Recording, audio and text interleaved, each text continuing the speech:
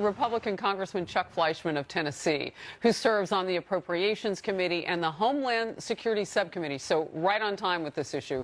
The Missile Defense Caucus and the Nuclear Security Working Group. You are a busy man. You're in New York visiting, so I appreciate you stopping by Outnumbered Overtime, Congressman. Let's start with the issue of security clearances. And, you know, the one argument we haven't heard from John Brennan for keeping one is because he might need to stay ready. You know, on a need-to-know basis, be ready to serve the American people. He's not making that argument. It's very interesting, and really that would be his only tenable argument. I think President Trump is on solid grounds here, legally, constitutionally, and from a policy basis. The courts will look at this, and I think the president is right. The courts will be very deferential to the commander-in-chief. Donald Trump represents the executive branch of government. That's very important. There's got to be discretion given to the commander-in-chief when you're dealing with something so critically as important as national security. I think he's going to win on both grounds. All right. So, Homeland Security Subcommittee, you know what it takes to get a security clearance. Yes. Are we in a situation where the president has made a list too wide, too long? I don't think so. I think there needs to be deference to any president, whether it's a former president when they were in office or a future president. And that's why I think Brennan is wrong, and we have to be very careful.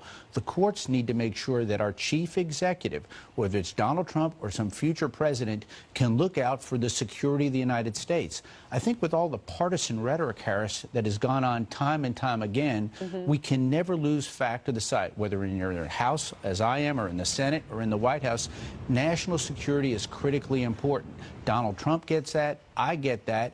I don't know if Brennan gets that. You think there was a problem with him keeping his security clearance in terms of national security? And you know what? I want to remind everybody that it was Senator Mark Udall, then a Democrat in Colorado, leading, and a couple of other Democrats who said that they took exception to what happened under Brennan's CIA. He came under fire for snooping on computers used by Senate staffers. The intelligence community was looked at by his people. They wanted him to resign at that time. What is different now among Democrats, you would say, with where he is now? Because they're jumping to his defense. It doesn't erase his past. I think some of the partisan rhetoric we're hearing from the Democrats in an election year has been heightened, and I think that's wrong, and I think it's bad, and I think it's going to hurt them in the midterms. Think about it. Not everyone's a conservative Republican like me. We have people all over the spectrum. But most Americans who are in the middle, who are independents, who are apolitical, they don't want this. They want our country kept safe. They want our president to be able to make sure, as well as our members of Congress, that our intelligence community is doing the right thing. This is clearly within the purview of the executive branch and I think the legislative branch. What I hear you saying, though, is not only should he not take the president to court, that he wouldn't have a winnable case anyway. And how would that change anything for other people being looked at with their clearances? A quick thought on that, and then I have a follow. Sure. I think you're absolutely right, Harris. When we look at the separation of powers, the judicial branch, ultimately the Supreme Court, will basically say this is what a president can and cannot do.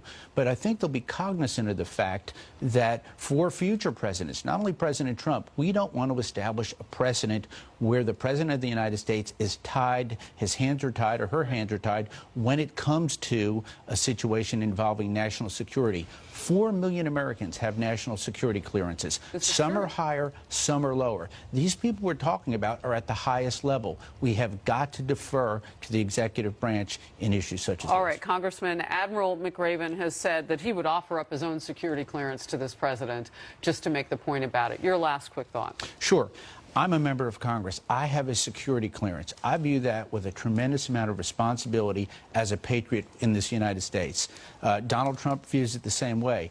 Those who have a security clearance, if they are needed by the president or by the legislative branch, should be able to use that. However, if they abuse it for political or other purposes, that has got to be something that needs to be addressed. I think it's high time that we start talking about it as Americans, not as Republicans and Democrats, but as Americans first. Yeah. Great to see you from the great state of Tennessee, visiting Yes, New York. Congressman Fleischmann, thank you. It's a pleasure.